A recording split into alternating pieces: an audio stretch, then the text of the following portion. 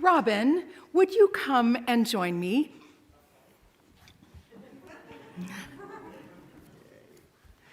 We're just taking it loose and easy today. While you come up, I'll introduce Minneapolis City Council member Robin Wansley, who represents Ward 2. Robin first came to FUS. This would have been about 8 years ago, because it was right about the time that I came to FUS. And Robin reached out to me working on the campaign 15 Now for $15 minimum wage. And I remember thinking, well, that's a good fight, but good luck to you. And look, now we have $15 minimum wage in Minneapolis. And we can say that it's not enough, right? So I have continued to follow Robin and what you say because you continue to teach me. And so it's a delight to have you here today. Before you speak and give your talk, would you read something with me? Sure. I've got it right up here, and you've probably seen it before. This is by Minneapolis poet and writer Jananda Petrus. Could we please give the police departments to the grandmothers? And if you would read the purple, and I'll read the red here, all right? Beautiful. So could we please give the police departments to the grandmothers? Give them the salaries and the pensions and the city vehicles, but make them a fleet of vintage Corvettes, Jaguars and Cadillacs with white leather interior, diamond in the back, sunroof top, and digging the scene with the gangster lean. Let the cars be badass. You would hear the old school jams like Patti LaBelle, Stevie Wonder, Anita Baker, and Al Green. You would hear Sweet Honey in the Rock harmonizing, "We who believe in freedom will not rest," bumping out the speakers, and they got the booming system. If you're up to mischief, they will pick you up swiftly in their sweet ride and look at you till you catch shame and look down in your lap. She asked you if you're hungry, and you say yes, and of course you are. She got a crown of dreadlocks, and on the dashboard you see brown faces like yours, shea buttered and loved up. And there are no precincts, just love temples that got spaces to meditate and eat delicious food. Mangoes, blueberries, nectarines, cornbread, peas, and rice. I'm getting hungry. Fried plantain, fufu, yams, greens, okra, pecan pie, salad, and lemonade. Things that make your mouth water and soul arrive. All the hungry bellies know warmth. All the children expect love. The grandmas help you with your homework, practice yoga with you, and teach you how to make jambalaya and coconut cake from scratch. When you're sleepy, she will start humming and rubbing your back while you drift off. A song that she used to have the record of when she was your age. She remembers how it felt like to be you and be young and not know the world that good. Grandma is a sacred child herself, who just circled the sun enough times into the ripeness of her crownhood. She wants your life to be sweeter. And when you're wild and out because your heart is broke or you don't have what you need, the grandmas take your hand and lead you to their gardens. You can lay down amongst the flowers, her grasses, roses, dahlias, irises, lilies, collards, kale, eggplants, blackberries. She wants you to know that you are safe and protected, universal, limitless, sacred, sensual, divine, and free. Grandma is the original warrior, wild since birth, comfortable in living fiercely. She has fought so that you don't have to, not in the same way at least. So give the police departments to the grandmas. They are fearless, classy, and actualized. Blossomed from love. They wear what they want and say what they please. Believe that. There wouldn't be noise citations when the grandmas ride through our streets, blasting Stevie Wonder, Nina Simone, Marvin Gaye, Alice Coltrane, Jimi Hendrix, KRS-One, all that good music. The kids gonna hula hoop to it and sell her lemonade made from Harlem pink lemons and maple syrup. The car is solar powered and carbon footprintless. The grandmas designed the technology themselves. At night, they park the cars in a circle so all can sit in them with the sunroofs down and look at the stars and talk about astrological signs, what to plant tomorrow based on the moon's mood, and help you memorize Audre Lorde and James Baldwin quotes. She always looks you in the eye and acknowledges the light in you with no hesitation or fear. And Grandma loves you fiercely forever.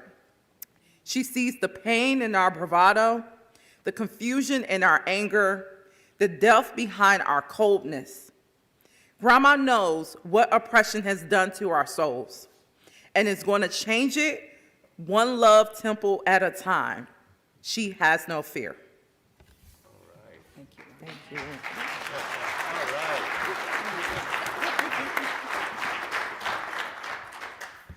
I feel like we could just sit down now.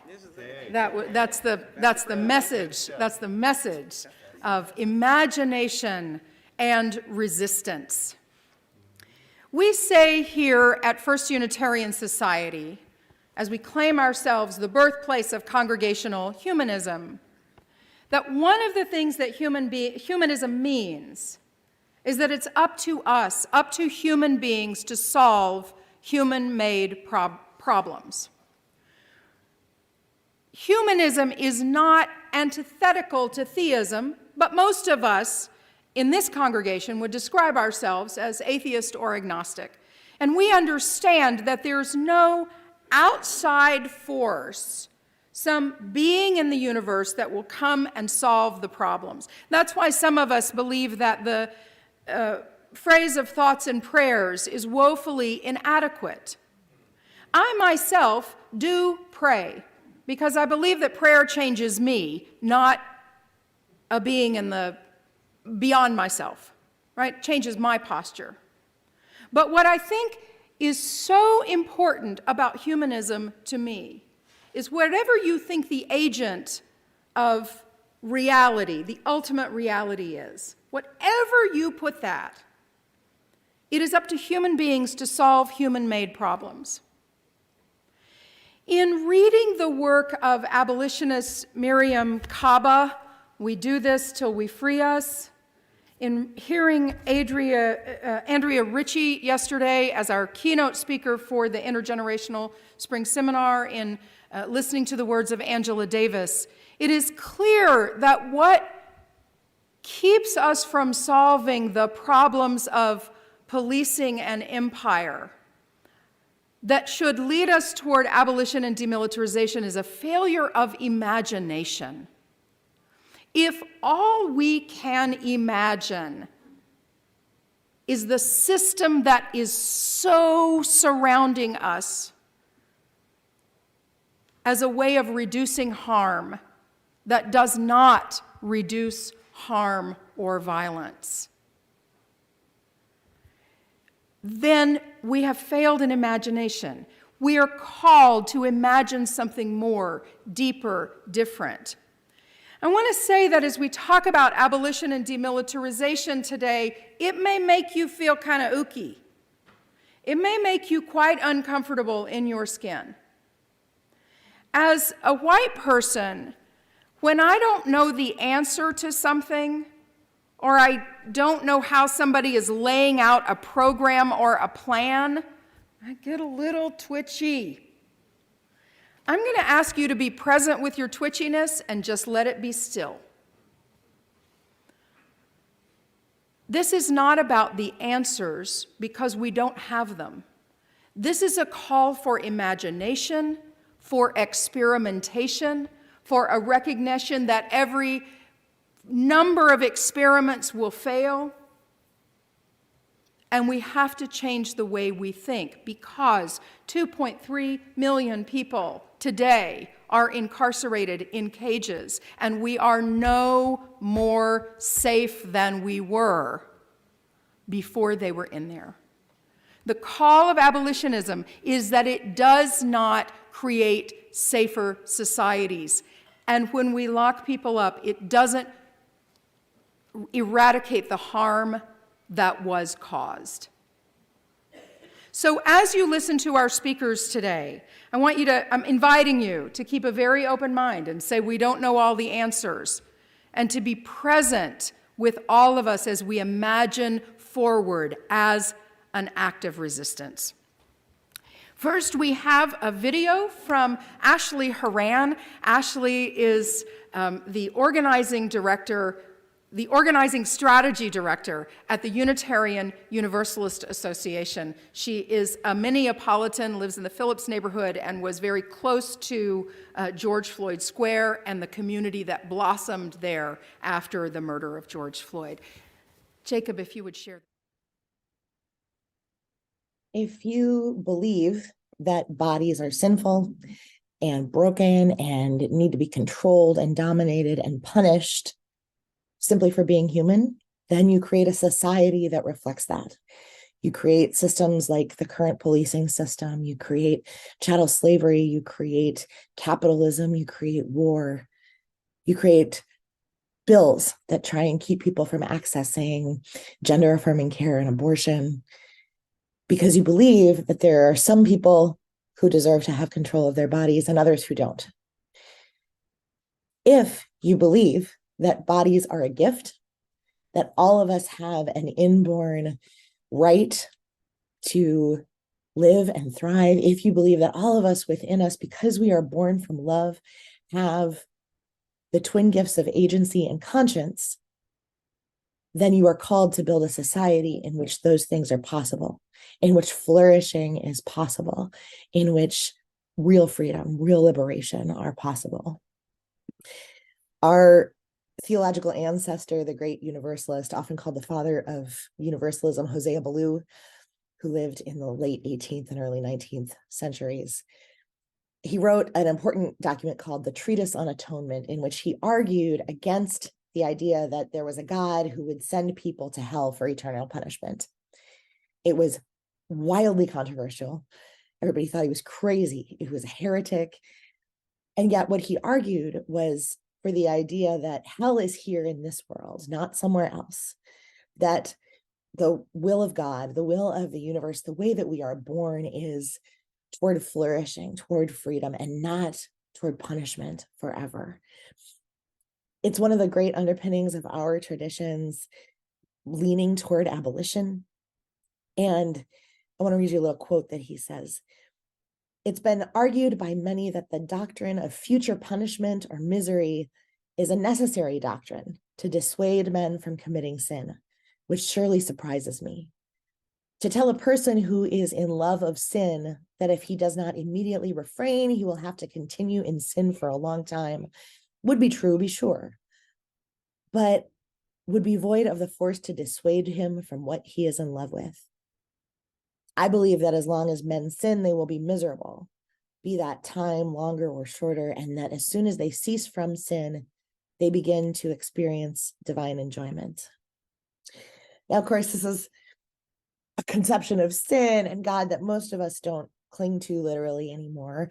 But if we think of sin as the societal evils, right, the things that are keeping entire communities of people oppressed, what Hosea Ballou is saying is if we have what we need to flourish, if we focus on building the resources, the structures, the support systems that help us to live full, joyful, supported, connected lives, then we don't need punishment. What we have to focus on is the flourishing, not the punishment. And I love this because this is exactly what Janauda Petrus is talking about in her poem. She says, The grandmothers, remember how it felt to be you and be young and not know the world to be that good. Grandma is a sacred child herself who just circled the sun enough times into the ripeness of her cronehood. She wants your life to be sweeter. So when you're wilding out because your heart is broke or you don't have what you need, the grandmas take your hand and lead you to their gardens. You can lay down amongst the flowers. Her grasses, roses, dahlias, irises, lilies, collards, kale, eggplants, blackberries. She wants you to know that you are safe and protected, universal, limitless, sacred, sensual, divine, and free. So we have to start this conversation not from the question of what do we do with the people who commit big crimes, who are violent. We have to start this question from the place of radical imagination. What would it look like if every single person of every single identity in every single community, every single place in the world knew what they needed, had somebody who was going to wrap them up in love if something went wrong, rather than kick them out, punish them, lock them up?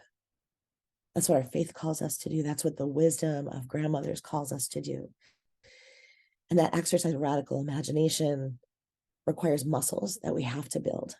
So every time we take action for justice, every time we imagine what it would look like to be truly supported, truly connected, truly buoyed by one another, to know that safety comes from you and me and us, rather than some outside force who's willing to punish, then we begin to build that world together.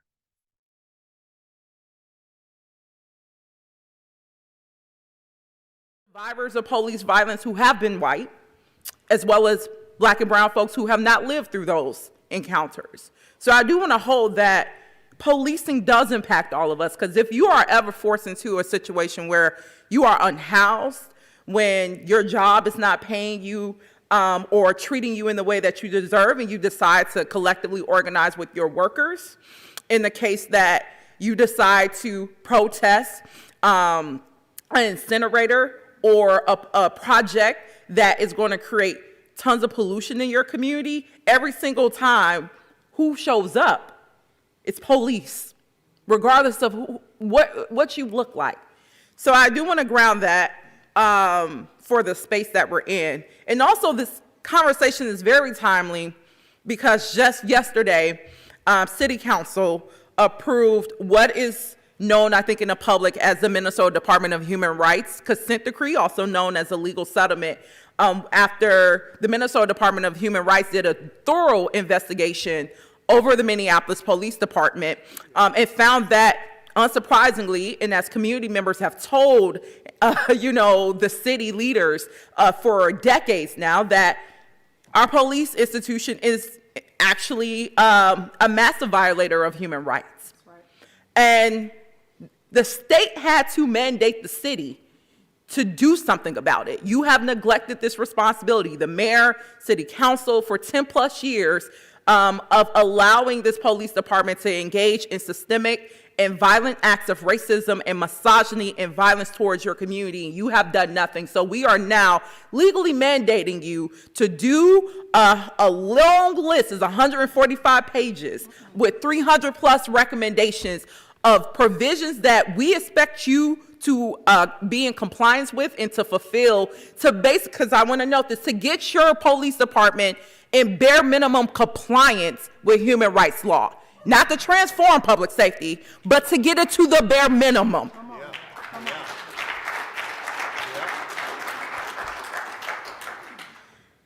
And I want to highlight, you talked a lot about thoughts and prayers, because I frame my colleagues or my council, and I want to name this, as a democratic socialist in a conservative, liberal, political space. That is what the city of Minneapolis is, where the voices of the Chamber of Commerce ring louder than the voices of our East Phillips residents who are asking to not be polluted.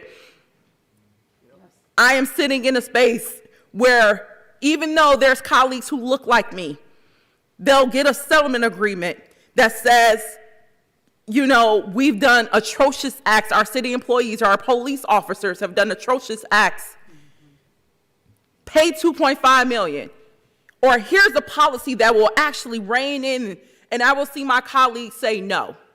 So I frame them often as a thoughts and prayers council. They are often ready, our city leadership, to give you symbolic words, to pass symbolic policy positions that have no whatsoever tooth or teeth to do anything to transform conditions. They would rather do that than to pass the policies that actually can be codified into ordinances and laws.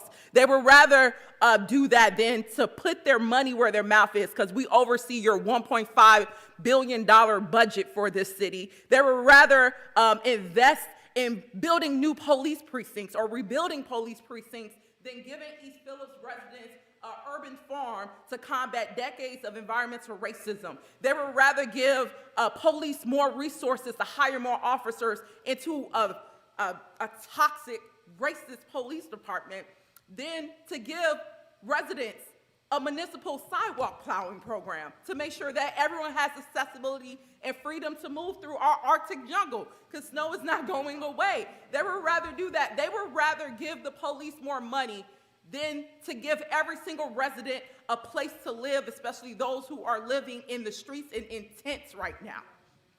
That is the priorities of our current leadership, and they have shown that to be true, and that is why we're in this position where the state had to come in and ask us to do our jobs. That is, and I want to apologize to our residents, because under this leadership, you have received subpar, incompetent, racist administrations of services, and you deserve better.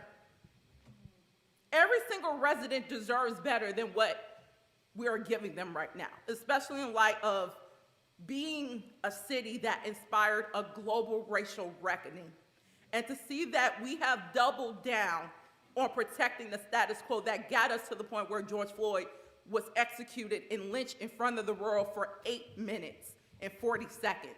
Our city wants to continue on in protecting that legacy and continuing that, and that's a shame. But if you know me, I'm an organizer. That's where we're at. That doesn't say or dictate where we're going or where we're at. That absolutely does not. Thank you. We have vibrant movements across the city that is fighting for a more just and equitable and thriving Minneapolis. And I am grateful for them. And I'm grateful for them because when we're talking about this theme of demilitarization of the empire, they're pointing us towards how we do very two important things to make that happen, to make that world possible and to abolish the empire.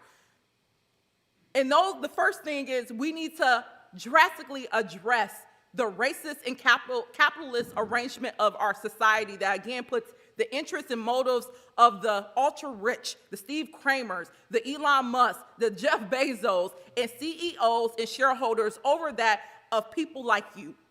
And then by doing that, we get to address the bodyguards. That's what police are, bodyguards for that capitalist arrangement, to make sure that the rich keep their riches and the poor and the working class, you don't get to have some of those riches. You just need to be happy with your humble beginnings that's constantly shrinking and shrinking. So we can't do one without the other. And we have folks, and I love giving people assignments, homework assignments, because that is part of this work. This work is a group project. And as Kelly mentioned, I think we often look to other people to come save us when all along history has shown that we are our own saviors. And community members are recognizing that. We have community members, which you should follow, who are addressing the fact that we should not have people who have housing insecurity. So that means they're fighting for things like a policy like rent control to make sure that we have rent caps at 3% for every housing unit, just as you do if you're a homeowner, you have a mortgage, you know where that stands. We want the same for our renters. That means investing in public housing. You're going to be hearing me talk about public housing levy to get over 20 years, over $100+ million towards protecting and growing our public housing stock so that we can keep people housed. So I'm going to need your support on that. That means when we're talking about this consent decree in the Department of Justice, you need to be on the council and the mayor to say that the police is not the end all of our public safety. You need to be investing in not only more mental health programs like our behavioral crisis response team, but for programs for victim services. What are we doing about victims who are experiencing domestic violence? What are we doing to engage youth who are not going to school but are getting into other issues? We need to be thinking of how we're giving comprehensive, unarmed solutions to those vulnerable community members too. Same way as our homeless folks. Don't send cops to deal with homeless people. Let's send some people who are going to get them people housed. So that is where we need to be demanding of our city leadership to invest not more into a broken system, but into building something new. And also when I mention environmental justice, our folks need you to stand with the East Phillips residents. The city of Minneapolis, our mayor, is bent on continuing the poisoning of thousands of indigenous, Black and brown relatives in our city. And I think also you need to stand with our North Side residents who are fighting to close the Herc incinerator that has also, for several decades, polluted a predominantly Black community. It's no coincidence that we've put the most pollutant forces in the most diverse and poorest communities in the state. So our East Phillips residents and our North Side residents need you to show up in this fight to reclaim land, to make sure that we can have an indoor farm, the East Phillips Indoor Farm, and to make sure that North Minneapolis has full decision-making power over what happens with the land and the building of the Herc incinerator once we get that out of their communities. So I will leave you with those key pieces, because through addressing all of those things, we will get the safer, just, and equitable Minneapolis that we all deserve, that we all are committed to building. So I just wanted to say thank you for having me here with you today.